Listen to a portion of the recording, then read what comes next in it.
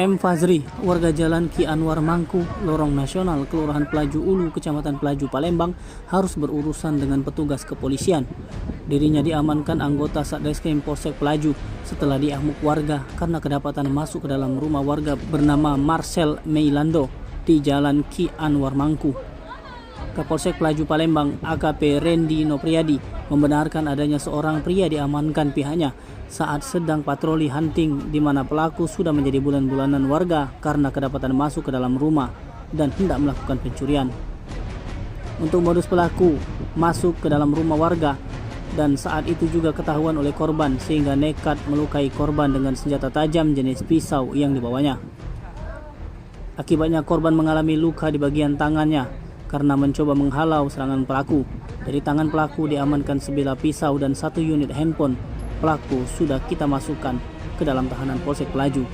Terkait pelaku yang diamankan masa kemarin, Bang? Ya, kita dari Polsek Pelaju memang membenarkan ada kejadian diduga pelaku pencurian ataupun dengan kekerasan terhadap korban berinisial M. Nah, kemudian itu pada saat yang bersama juga itu unit reskrim Polsek Pelaju sedang melaksanakan kegiatan rutin yang ditingkatkan. Nah, jadi pada saat yang bersamaan pelaku posisinya sudah dimasa oleh masyarakat karena tertangkap tangan. Kemudian unit reskrim Polsek Pelaju segera mengamankan dan pada saat itu juga terlihat kaki pelaku yang bernama ataupun berinisial F itu sudah mengalami luka robek akibat mencoba untuk meloloskan diri dari rumah. Itu penyebabnya karena pagar.